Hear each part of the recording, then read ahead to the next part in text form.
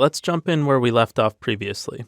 If you're just joining us, go ahead and rerun all the cells prior to this tokenize heading. Now that we've removed punctuation, we can move on to tokenizing our text. As we've discussed previously, tokenizing is splitting some string or sentence into a list of words. We learned that you have to account for edge cases in your strings, like if they're separated by special characters or multiple spaces.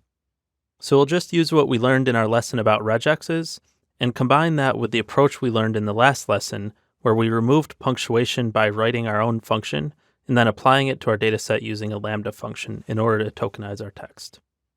So we'll use the same repackage that we used last time, and then we're going to go ahead and define our own function and call it tokenize, and it'll accept some text.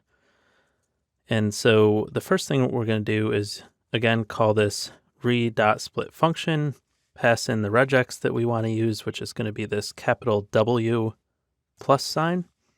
And then as the second parameter into this split function, we'll just pass it text, which is what's being passed in. And then we need to assign that to something, and we'll just assign it to tokens. And then we will want our function to return that list of tokens. So just as a reminder, this capital W plus regex indicates that it will split wherever it sees one or more non-word characters. So that'll split on white spaces, special characters, anything like that. To apply this to our data set, we now need to use a lambda function just like we did last time. In this lesson, we're going to use the body text clean column that we created in our last lesson. And just like we did previously, we'll use .apply lambda x colon tokenize x dot lower, and that dot lower I'll return to in just a second. So this will take this tokenized function and apply it to each element or each row of body text clean. Now we need to assign it to a new column. We'll call it body text tokenized. So we can go ahead and run that, but let's print out the first 5 rows. Now you see it's taken this sentence and it's properly split each word into its own entry in the list, and they're all lowercase. Now just to circle back to this lower method, this isn't necessary for this function in particular, but it will be necessary moving forward.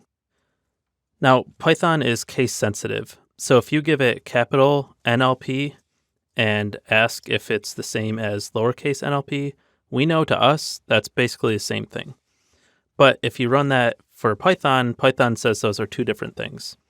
So when we get into further steps, now Python is seeing capital NLP is something totally different than lowercase NLP. And it has to learn that those things are closely related. But we don't want it to consume its resources by learning that those things are related. We want to explicitly tell it that those are the same things. So that's why we apply this .lower method.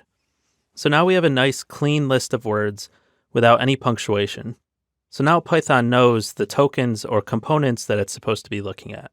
The next step is going to be removing some of the more irrelevant words in these lists.